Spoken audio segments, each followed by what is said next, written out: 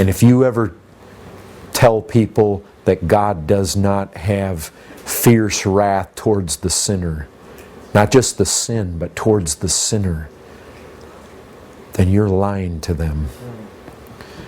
Because I don't find verses that speak and show God to pour out wrath on sin. What's that? How do you pour out wrath on sin? Where is it? Listen to this. I'm just going to give you 5 verses that deal with God's wrath. You tell me who the recipients of the wrath are. Exodus 22:22. You shall not mistreat any widow or fatherless child. If you do mistreat them,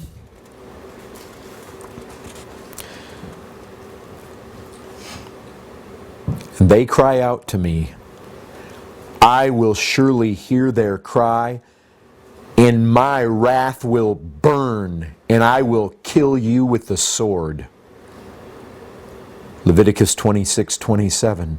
But in spite of this you will not listen to me, but walk contrary to me. Then I will walk contrary to you in fury. 2 Kings 22:13. For great is the wrath of the Lord that is kindled against us, because our fathers have not obeyed the words of this book and do according to all that is written concerning us.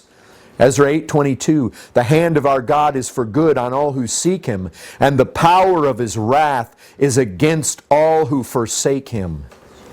Psalm 21:8. Your hand will find out all your enemies. Your right hand will find out those who hate you. You will make them as a blazing oven when you appear. The Lord will swallow them up in His wrath, and fire will consume them.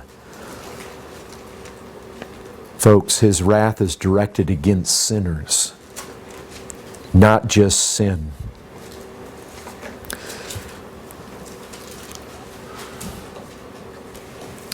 Let me tell you something else about His wrath. It's fearful. There's no other way to put it. It is infinitely dreadful. So often it's likened to fire. I find various times it's likened to drinking a cup, even the dregs of the cup, which I think is where we get the picture that Christ uses when He's in the garden. If it was possible, He was praying to His Father that He would be delivered from that cup, a cup of wrath. But more times than anything else in the Bible, you tell me, you listen to this, you hear what this wrath is likened to. Exodus 15:7. You send out your fury, it consumes them like stubble. 2 Kings 53:26. The burning of His great wrath. Psalm 21:9. You will make them as a blazing oven when you appear. The Lord will swallow them up in His wrath, and fire will consume them. Isaiah 66:15. For behold, the Lord will come in fire, and His chariots like the whirlwind to render His anger in fury, and His rebuke with flames of fire. Jeremiah 4:4. Circumcise yourselves to the Lord. Remove the foreskin of your hearts, O men of Judah and inhabitants of Jerusalem, lest my wrath go forth like fire, and burn with none to quench it because of the evil of your deeds. Ezekiel 21:31, I will blow upon you with the fire of my wrath. Ezekiel 38:19, my blazing wrath. Jeremiah 17:4, in my anger a fire is kindled that shall burn forever. Isaiah 30:30, in furious anger and a flame of devouring fire.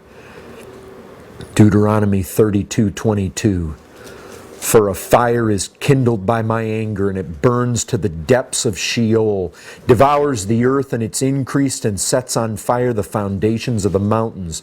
Deuteronomy 29:20, the anger of the Lord and His jealousy will smoke against that man. Folks, the This is one of the most fearful verses that I have ever read in the Bible. Ezekiel 22:20. As one gathers silver and bronze and iron and lead and tin into a furnace to blow the fire on it in order to melt it, so I will gather you in my anger and in my wrath, and I will put you in and melt you.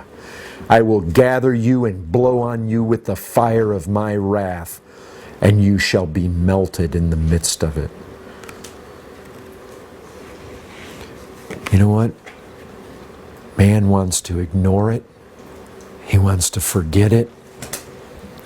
He wants to suppress it. And man likes to think, oh, my sin isn't that bad.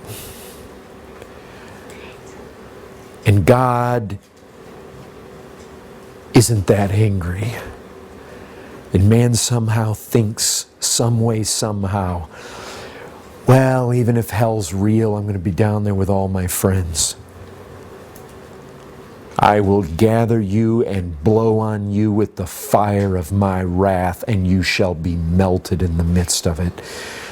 Man thinks he's going to stand up to it. But I tell you what, when God blows upon him with the wrath of his vengeance, with the fires, a smoke, a blaze, man will yield immediately. There will be no fight in him. He will succumb to that wrath.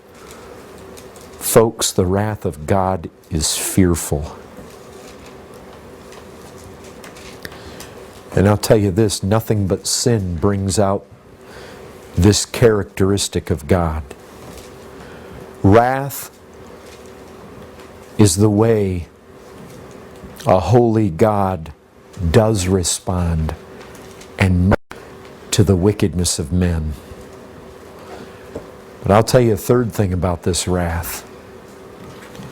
It's righteous. Listen to this.